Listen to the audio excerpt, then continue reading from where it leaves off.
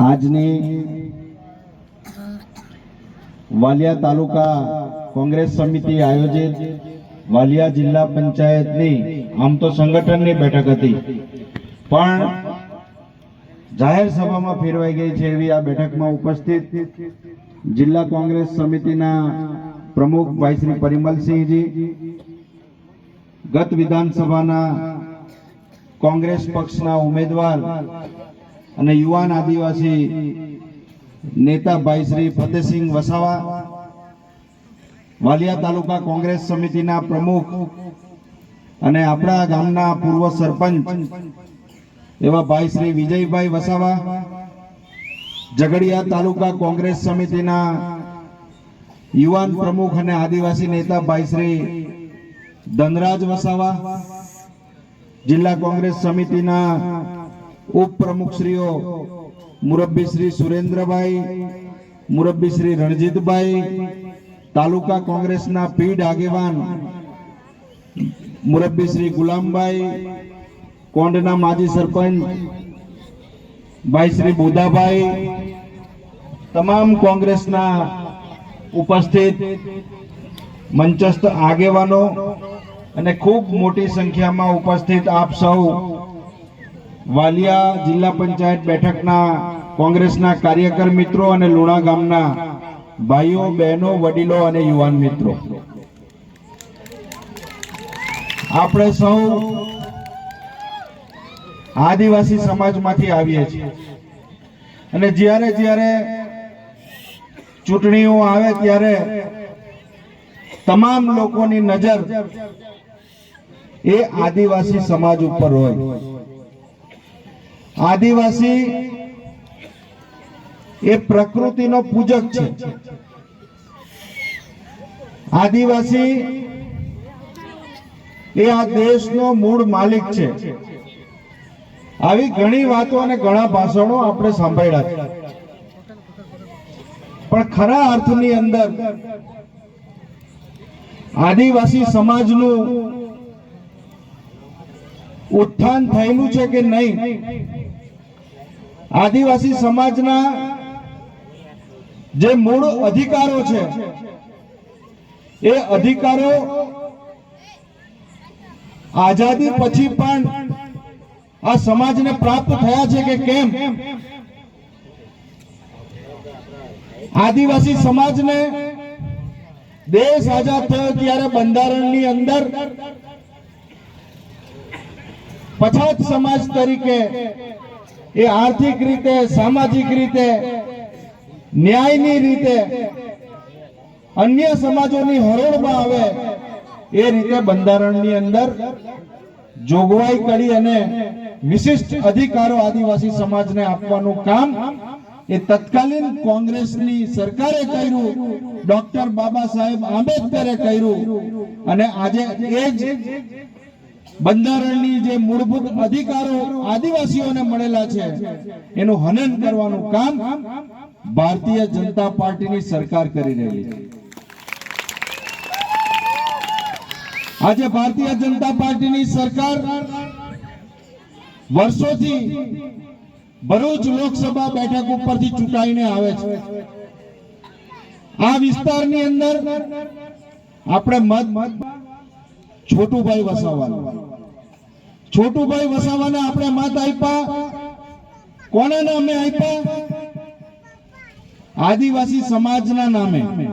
આદિવાસીઓના અધિકારો મેળવવા માટે આ વિસ્તારની અંદર બંધારણની 5મી અને 6ઠી અનુસૂચિ લાગુ થાય એના માટે આપણે છોટુભાઈ વસાવાને મત આપ્યા. પણ એ મત આપણે છોટુભાઈના નામે ભારતીય જનતા પાર્ટીને આપ્યા એમ કહીએ તો પણ ખોટું નથી. કારણ કે આદિવાસી સમાજના મતોનું વિભાજન કરાવીને પાછલા દરવાજે ભારતીય જનતા પાર્ટીની સાથે છૂપું ગઠબંધન વર્ષોથી છોટુભાઈ વસાવા કરતા આવ્યા અને એના કારણે મત આપણે ભલે તીર ઉપર આપ્યો પણ એ મત પરોક્ષ રીતે ભારતીય જનતા પાર્ટીને આપણે આપ્યો અને એનું પરિણામ આજે આપણે ભોગવી રહેલા છે કે ભારતીય જનતા પાર્ટીના વિસ્તારના ચૂંટાયેલા સંસદ સભ્ય આદિવાસીના હકો માટેની વાત કરવાની હોય, જ્યારે ભારતીય જનતા પાર્ટીની સરકારની અંદર આદિવાસી યુવાનને અન્યાય થતો હોય અને અવાજ ઉઠાવવાનો હોય, ત્યારે એ આદિવાસીનો પક્ષ નથી લેતા. માત્ર આદિવાસીઓના નામે મત મેળવી લેવા છે, પરંતુ દિલ્હી અને ગાંધીનગર થી એના જે પોપટ જેમ ભણાવે એ પ્રમાણે મીડિયાને આદિવાસી લોકોના હક માટે લડવાને બદલે એ વાત કરે છે. એવા મિત્રોને આપણે ઓળખી લેવાની જરૂર છે.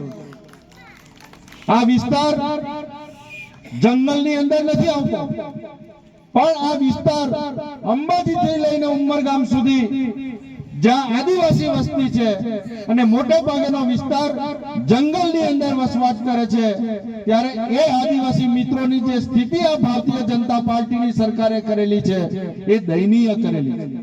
અત્યારે વિજયભાઈ વાત કરતા હતા બોગજ કોલીવાળાના બનાવની.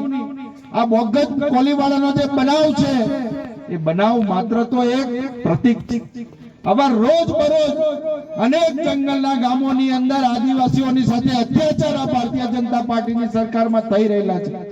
અને આપણે જેને ચૂંટીને મોકલીએ છીએ એ આ વિસ્તારના સંસદ સભ્ય મનસુખ વસાવા એ આદિવાસીઓને સલાહ આપે છે કે જંગલની જમીન હવે આદિવાસીઓએ ખેડવી નહીં જોઈએ. આવા લોકોને આપણે મત આપીને ચૂંટીને મોકલીએ છીએ. ત્યારે સમાજે ઓળખવાની જરૂર છે. આજે શિક્ષણની શું સ્થિતિ છે? શિક્ષણની અંદર જે કોંગ્રેસે આઝાદી પછી ગામડાઓની અંદર સામાન્ય ગરીબ વર્ગનો, ગરીબ પરિવારનો વિદ્યાર્થી મફત શિક્ષણ મેળવી શકે એના માટે પ્રાથમિક શિક્ષણ મફતમાં આપવાની વાત કરેલી કોંગ્રેસની સરકારે મધ્યાહન ભોજન યોજનાની શરૂઆત માધવસિંહ સોલંકીના તત્કાલીન મુખ્યમંત્રીના નેતૃત્વમાં કરેલી હતી. એની પાછળનો આશય હતો કે ગરીબ પરિવારનો, આદિવાસી પરિવારનો વિદ્યાર્થી પ્રાથમિક શિક્ષણ મેળવીને ઉચ્ચ શિક્ષણ માટે જ્યારે એ હાઈસ્કૂલમાં કે કોલેજમાં ભણવા જાય ત્યારે એને શિષ્યવૃત્તિ મળવી જોઈએ અને એ શિષ્યવૃત્તિ, એ સ્કોલરશિપ મેળવીને એ ડોક્ટર બને, એન્જિનિયર બને અને દેશના વિકાસની અંદર યોગદાન આપે. આજે શું સ્થિતિ છે? આજે આદિવાસીઓને મળતી સ્કોલરશિપ છેલ્લા 2 વર્ષથી આ ભારતીય જનતા પાર્ટીની સરકારે બંધ કરી દીધી છે. જે આદિવાસી વિદ્યાર્થીઓ કોલેજની અંદર શિક્ષણ મેળવતા હશે એને ખ્યાલ હશે કે છેલ્લા 2 વર્ષથી સરકાર સ્કોલરશિપ નથી આપતી અને એના કારણે પ્રાઇવેટ કોલેજોની અંદર એ વિદ્યાર્થીઓને બેસવા દેવામાં નથી આવતા. એની ઉપર દબાણ કરવામાં આવે કે તમે પહેલા ફી ભરી દો અને પછી શિક્ષણ મેળવવા આવો. ત્યારે આ સ્થિતિ આદિવાસી વિદ્યાર્થીઓની આ સરકારે કરેલી છે. કોંગ્રેસની દિલ્હીમાં જ્યારે સરકાર હતી ત્યારે પ્રાથમિક શિક્ષણ મફતમાં આપવાનું નક્કી કરેલું હતું. એટલે રાઇટ ટુ એજ્યુકેશનનો કાયદો લાવીને પ્રાથમિક શિક્ષણ પહેલા 1 થી 7 ધોરણ સુધી હતું, એને 9મા ધોરણ સુધી લઈ જવાનું કામ તત્કાલીન ડોક્ટર મનમોહનસિંહની સરકારે કરેલું. અને એના કારણે એને પ્રાથમિક શિક્ષણમાં ગણીને મફત શિક્ષણ આદિવાસી વિદ્યાર્થી મેળવી શકે, ગામડાનો ગરીબ કોઈ પણ સમાજનો વિદ્યાર્થી હોય એ મેળવી શકે. એ દ્રષ્ટિ કોંગ્રેસની હતી. આજે આ સરકારની અંદર પ્રાથમિક શાળાઓ બંધ કરવાનું કાવતરું જો કોઈ ઘડેલું હોય તો એ ભારતીય જનતા પાર્ટીની સરકારે કરેલું છે. આજે પ્રાથમિક શાળાઓને મર્જ કરવાના નામે કેટલાય ગામોની હજારો પ્રાથમિક શાળાઓ બંધ કરવા આ ભારતીય જનતા પાર્ટીની સરકાર જઈ રહેલી છે. અને જ્યારે ચૂંટણી આવે ત્યારે આપણને જે પેલું મફત અનાજ મળે છે એ મફત અનાજના નામે આપણે બોરવાઈને એ મત ભાજપને આપી દઈએ છીએ. પણ આ મફત અનાજ આપીને આપણે આ મૂળ આ દેશના માલિકો છીએ. આ જંગલ ઉપર, આ તમામ કુદરતી સંપત્તિઓ ઉપર આપણો જે અધિકાર છે એ અધિકાર આ અનાજના બદલામાં આ ભારતીય જનતા પાર્ટી અને એના જે મળતિયાઓ છે એ ભ્રષ્ટાચાર કરીને લૂંટીને લઈ લેવાનું કાવતરું ઘડી રહેલા છે. એને આપણે સૌએ ઓળખવાની જરૂર છે. આજે જંગલની જે જમીનો છે, આપણા વિસ્તારમાં જંગલ નથી પણ આપણા જ આદિવાસી ભાઈઓ છે, એ જંગલની જમીન ખેડે એની જમીન આ કાયદો કોંગ્રેસની સરકારે મૂકેલો હતો.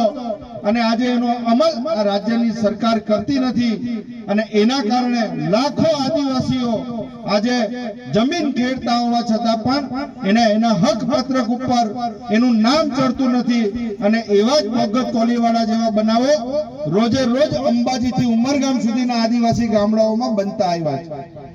ત્યારે એમના સમર્થનમાં એ આદિવાસી સમાજની પડખે ઉભા રહેવા માટે આપણે સૌએ આજે કમર કસવાની છે, આજે નિર્ણય કરવાનો છે કે આવા આદિવાસીઓની માત્ર પોકળ વાતો કરીને લોકોને ગુમરાહ કરવા માટે આવતા આદિવાસીની અનામત સીટો ઉપર ચૂંટાઈને જતા આવા પ્રતિનિધિઓને જાકારો આપવાનો સમય આવી ચૂકેલો છે।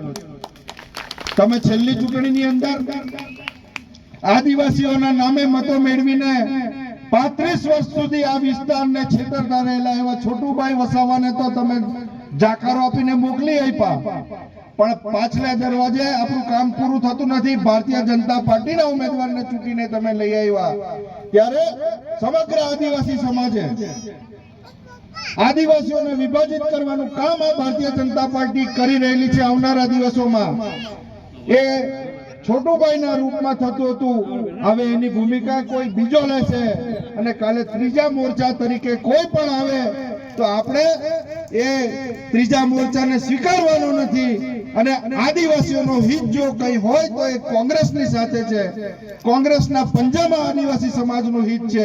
એ વાતને ધ્યાનમાં રાખીને પેલું મફત અનાજ કે ચૂંટણી સમયે જે કઈ લોભ લાલચ આપીને આપણને છેતરીને એક વખત મત લે અને 5 વર્ષ આપણને લૂંટવાનું કામ કરે છે એવી સરકારને આપણે ઓળખી લેવાની છે। તમે બધાએ આપણી ગ્રામ પંચાયતનું પણ જોયું છે, છેલ્લા 2 વર્ષથી ગ્રામ પંચાયતની અંદર ચૂંટણી નથી થતી અને માત્ર આ લુણા ગામની જ નહીં, ગુજરાતની અંદર એવી હજારો ગ્રામ પંચાયત છે કે જ્યાં એનો ભાજપનો સરપંચ ચૂંટાતો નથી એટલે ચૂંટણીઓ કરાવતા નથી અને પાટલા દરવાજેથી સરકારના મળતિયાઓને વહીવટદાર તરીકે મૂકીને ગામડાનો વિકાસ રૂંધાઈ રહેલો છે, ભ્રષ્ટાચાર આચરી રહેલા છે અને કરોડો લાખો રૂપિયા આ મળતિયાઓના મારફત ભાજપની તિજોરીમાં જમા થાય છે અને એ જ પૈસાથી ચૂંટણી સમયે આપણને લોભ અને લાલચ આપવા માટે આ મિત્રો આવે છે। ત્યારે આપણે સૌએ જાગૃત રહેવાની જરૂર છે। અત્યારે ચૂંટણી આવી છે એટલે પાછું રામ મંદિરનું કટકડું લઈ આવ્યા છે। ઘણી વખત તો આદિવાસી હિન્દુ છે કે નથી એવા પણ પ્રશ્નો ઉભા થાય છે।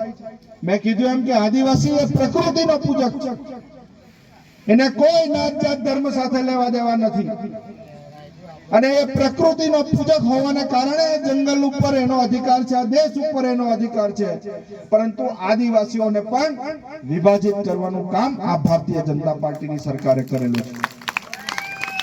એને ક્રિશ્ચન ગણાવે, કેટલાકને હિન્દુ ગણાવે, આમ કરીને વિભાજિત કરીને જ્યારે જાતિના દાખલાઓ આપવાની વાત આવે છે ત્યારે પણ મૂળ આદિવાસીને અન્યાય થાય અને જે બોગસ આદિવાસીઓ બનેલા છે એવા મિત્રોને સરકારનો લાભ લેવા માટે બોગસ દાખલા આજ ભારતીય જનતા પાર્ટીની સરકાર આપીને મૂળ આદિવાસીઓના હક ઉપર તરફ મારવાનું કામ પણ આ સરકાર કરી રહેલી છે। આજે જ્યારે ખરા આદિવાસીને દાખલાની જરૂર પડે ત્યારે એને 2 મહિના સુધી ધક્કા ખાય છે તો પણ દાખલો મળતો નથી। આ બાબતને આપણે ધ્યાને રાખવાની જરૂર છે। રામ મંદિરની હું વાત કરતો હતો તો ભારતીય જનતા પાર્ટીના પાપે રામ મંદિર 30 વર્ષ મોડું બન્યું છે। આ મંદિર જ્યારે તત્કાલીન રાજીવ ગાંધીની સરકાર હતી અને તમને બધાને ખ્યાલ હોય તો રાજીવ ગાંધીની સરકારની અંદર 1985માં રામાનંદ સાગરને કહીને આ રામ રાજ્યની કલ્પના કરવા માટે લોકોને રામ શું છે એની ખ્યાલ આવે, એની સમજ આવે એટલા માટે રામાયણ સિરિયલની શરૂઆત કરાવેલી। એ તત્કાલીન વડાપ્રધાન રાજીવ ગાંધીએ કરાવેલી અને એ જ વખતે 1989માં જ્યારે અયોધ્યાની અંદર રામ મંદિરનો જે વિવાદ ઉભો કર્યો એ વિવાદ ઉભો કરવા વાળાઓ આજે સત્તા ઉપર બેઠેલા છે અને એ જ દિવસે રાજીવ ગાંધીએ કેન્દ્રની અંદર અધ્યાદેશ લાવીને એ મંદિરના દરવાજા ખોલાવી નાખ્યા, તાળા ખોલાવી નાખ્યા અને રાજીવ ગાંધીએ કીધું કે રામ એ તાળામાં બંધ નહીં હોય, એની રોજે રોજ પૂજા થવી જોઈએ. અને 89 ની અંદર એ મંદિરના તાળા ખોલાવનાર કોંગ્રેસના તત્કાલીન વડાપ્રધાન રાજીવ ગાંધી હતા. ત્યાર પછી 93 ની અંદર પીવી નરસિંહ રાવની સરકાર આવી, એ પણ કોંગ્રેસની સરકાર હતી. અને એ વખતે પીવી નરસિંહ રાવજીની સરકારે આ મુદ્દાનો ઉકેલ લાવવા માટે એક ફોર્મ્યુલા બનાવી અને એ પહેલા એમણે આજે વિવાદાસ્પદ જગ્યા હતી 2.7 એકર, લગભગ 2.5 એકર જેટલી એ જગ્યા સરકાર હસ્તક લીધી. અને સરકાર હસ્તક એ જગ્યા લઈને એની સાથેની બીજી 60 એકર જગ્યા સરકારે આ રામ મંદિર માટે મેળવી. અને એ વખતે એક ફોર્મ્યુલા મૂકી કે આ જગ્યા ઉપર રામનું મંદિર બને, મસ્જિદ બને, સંગ્રહાલય બને, લાઇબ્રેરી બને. ત્યારે આજ ભારતીય જનતા પાર્ટીના નેતાઓએ એનો વિરોધ કરેલો અને એ ફોર્મ્યુલાને ફગાવી દીધી. અને ત્યાર પછી 2014 રામના નામે, રામ મંદિરના નામે મતો મેળવીને સંપૂર્ણ બહુમતી વાળી સરકાર આ ભારતીય જનતા પાર્ટી અને નરેન્દ્ર મોદીના નેતૃત્વમાં બની.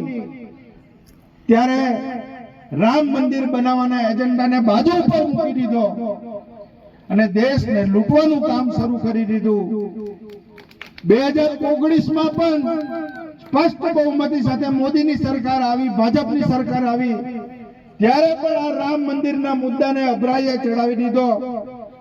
આ તો સુપ્રીમ કોર્ટને આપણે ધન્યવાદ આપવા પડે કે સુપ્રીમ કોર્ટને આ મુદ્દાને નિર્ણય કરીને અત્યારે આ જગ્યા ઉપર મંદિર પણ બનાવવાનું નક્કી કર્યું, મસ્જિદ પણ બનાવવાનું નક્કી કર્યું, લાઇબ્રેરી અને સંગ્રહાલય બનાવવાનું પણ નક્કી કરી દીધું.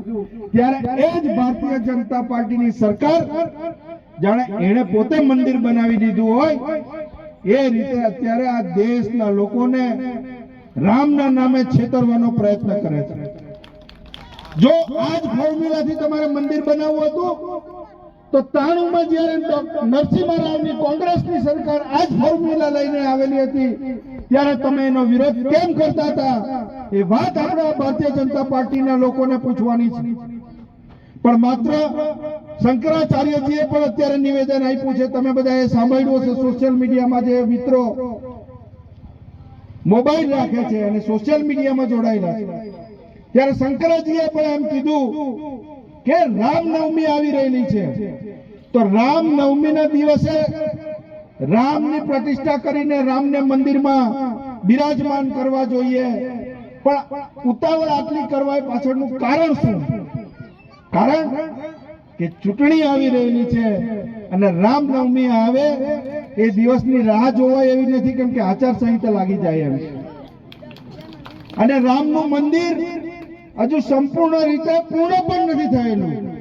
આપણે મંદિરની અંદર ભગવાનને જ્યારે સ્થાપિત કરીએ તો મંદિરનું બાંધકામ પૂર્ણ થઈ ગયેલું હોય ત્યારે આપણે સ્થાપિત કરીએ છીએ. પણ આ મત લેવાની લાલચની અંદર ભગવાનને પણ વેચવા નીકળેલા લોકો આજે અધૂરું કામ છે. આમ છતાં 22મી તારીખે પ્રતિષ્ઠા કરી રહ્યા છે. આનંદ અને ગૌરવની વાત છે આપણા સૌના માટે. અને આ પાયો કોંગ્રેસનું સ્વપ્ન સાકાર થઈ રહેલું છે. પણ એની પાછળની જે મનસા ભારતીય જનતા પાર્ટીની છે એ રાજકીય છે, એ મતો મેળવવા માટેની લાલચ માટે છે. એને આપણે સૌએ ઓળખવાની જરૂર છે. અનેક પ્રશ્નો આ વિસ્તારના છે. રોડ રસ્તાઓમાં ભ્રષ્ટાચાર, પીવાનું પાણી ગામડાઓમાં આવતું નથી, નલ સે ઘરની યોજના છે, પણ હું તમને પૂછવા માંગુ છું કેટલાના ઘરે નળમાં પાણી આવે છે? આવી સ્થિતિ આ ભારતીય જનતા પાર્ટીના શાસનમાં છે. સમય ખૂબ થયેલો છે, મને ખબર છે કે તમે બધા ભૂખા પણ થયા હશો. પરિમલસિંહ પણ આપણે વચ્ચે છે અને વાત કરવાના છે, એટલે બીજો મોકો આવશે ત્યારે બધી વાત બીજા મુદ્દાઓ ઉપર પણ કરીશું. પણ આદિવાસી નવયુવાન મિત્રોને મારી વિનંતી છે કે તમે સેનાપતિ બનીને નીકળો, સમાજને રસ્તો બતાવો અને સમાજને ગેરમાર્ગે દોરનારાઓથી સમાજને બચાવવાનું કામ આ આદિવાસી નવયુવાન મિત્રો કરે. અને આજે સોશિયલ મીડિયાનો જમાનો છે, કોઈ પણ છેતરવા નીકળે તો એ તરત પકડાઈ જાય. આજે એવી સ્થિતિ છે ત્યારે એવા નવયુવાન મિત્રો મનીષભાઈ જેવા આ ગામની અંદર છે, જે થોડા ઘણા ભણેલા ગણેલા છે, નોકરી કરે છે, ધંધો કરે છે, એવા લોકો આ સમાજનું નેતૃત્વ લે અને સમાજના જ્યાં પણ નાનામાં નાના માણસને અન્યાય થતો હોય, એ સરકાર તરફથી થતો હોય, એ અધિકારી તરફથી થતો હોય, તો એની વારે આવવાનું કામ કરે. જ્યાં જરૂર પડે ત્યારે આખી કોંગ્રેસની ટીમ તમારી સાથે છે, કોંગ્રેસ આદિવાસીની સાથે છે. આ વાત કહીને આપ સૌએ મને શાંતિથી સાંભળ્યા બદલ આપ સૌનો આભાર માનીને વિરમું છું. ભાઈ શ્રી વિજયભાઈ અને એમની ટીમે ખૂબ સુંદર આયોજન કર્યું, એના માટે એમનો પણ આભાર માનીને વિરમું છું. જય હિન્દ, જય ભારત, જય આદિવાસી, જય આદિવાસી. બોલો ને, દિલ્હી સુધી સંભળાય એટલું બોલો જોરથી. જય આદિવાસી.